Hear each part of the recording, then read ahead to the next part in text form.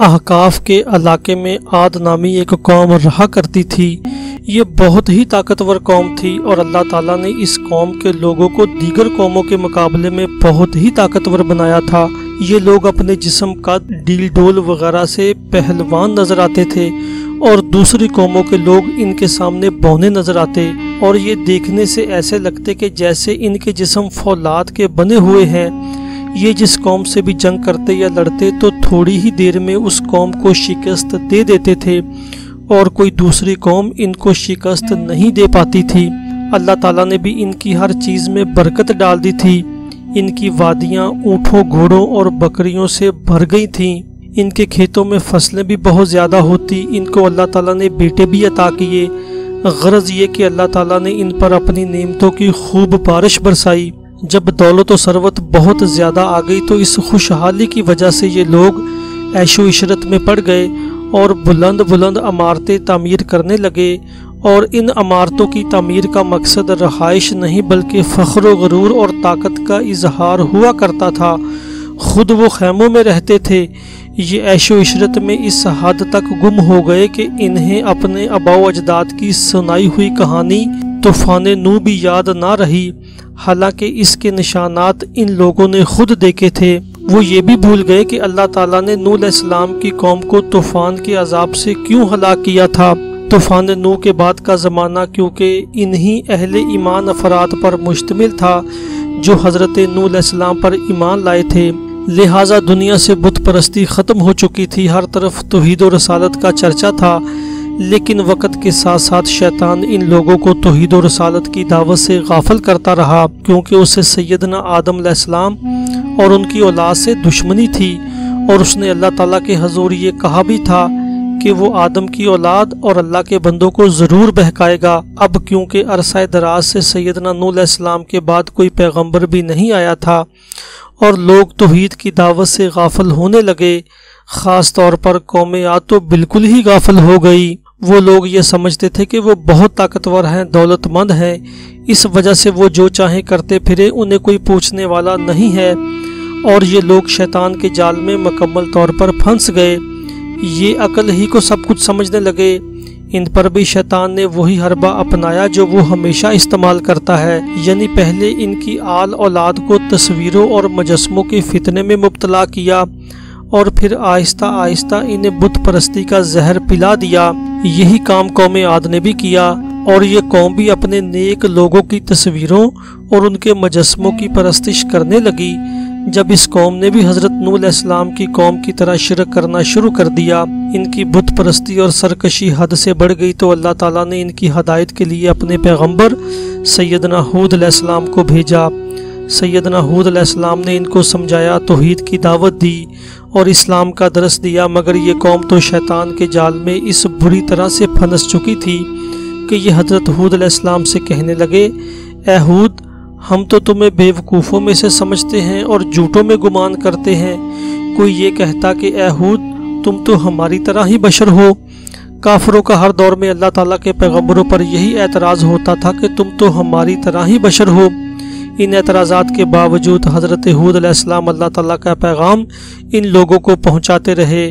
آپ ان کے پاس بار بار جاتے اور پیار سے سمجھاتے کہ اے میری قوم، تم ان بتوں کی پرستش کیوں کرتے ہو جنہیں تم نے اپنے ہاتھوں سے تراشا ہے؟ تم اللہ تعالیٰ کی عبادت کیوں نہیں کرتے جس نے تمہیں پیدا فرمایا ہے، تمہیں مال و دولت دی، اولاد کی نعمت عطا کی، خوشحالی عطا کی، رزق میں برکت دی؟ ان نعمتوں کا حق تو یہ ہے کہ تم صرف اللہ ہی کی عبادت کرو، اور تم اللہ کو چھوڑ کر ان بتوں کی پرستش میں لگے ہوئے ہو۔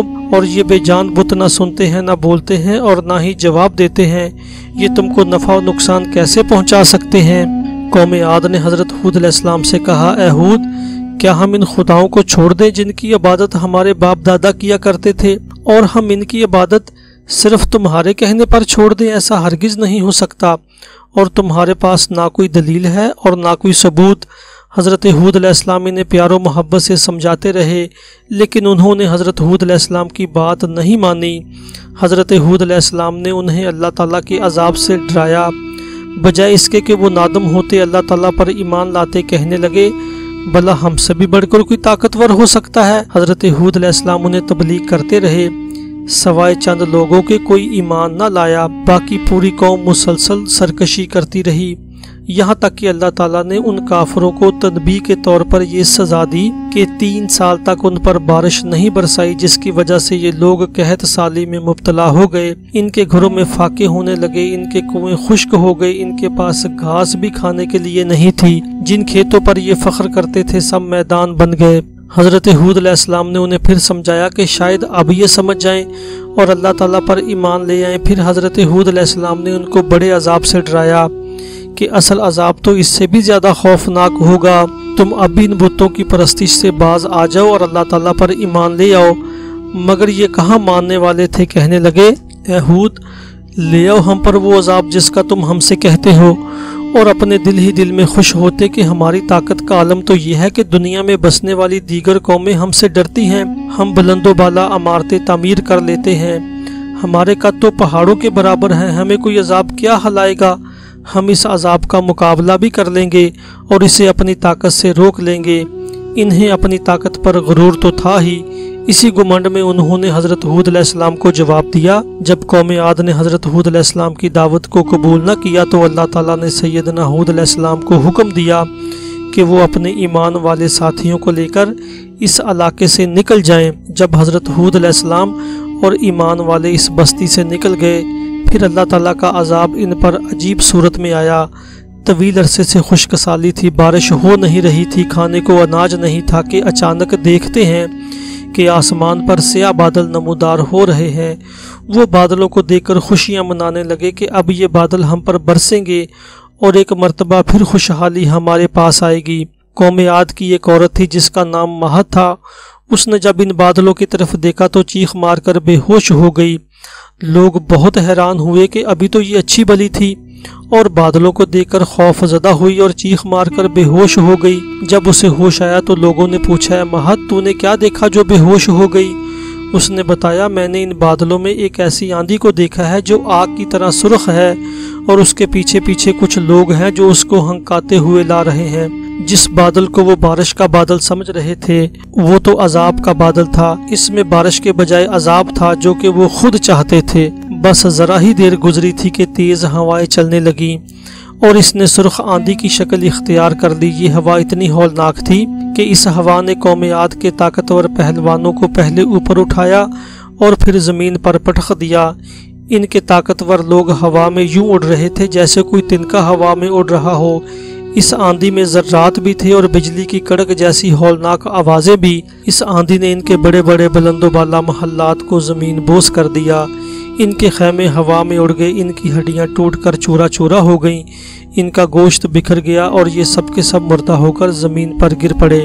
یہ آندھی مسلسل 8 دنوں تک چلتی رہی، یہاں تک کہ زمین پر سے قوم عاد کا نشان مٹ گیا اور وہ قوم جو اپنی طاقت پر گمنڈ کیا کرتی تھی اپنے بلند و بالا محلات پر اتراتی تھی، کھجور کے کھوکھلے تنوں کی طرح زمین پر پڑی ہوئی تھی۔ قرآن کریم نے ارشاد فرمایا، ترجمہ، رہے عاد تو انہیں برباد کر دیا گیا آندھی سے جو سخت سرد بے حد تند تھی، اللہ نے مسلط کر دیا اسے ان پر مسلسل 7 رات اور 8 دن تک جو جڑوں سے اکھیڑنے والی تھی۔ تو دیکھتا قوم عاد کو ان دنوں کہ وہ گرے پڑے ہیں، گویا وہ تنے ہیں کھوکھلی کھجور کے۔ کیا تمہیں نظر آتا ہے ان کا کوئی باقی ماندہ فرد؟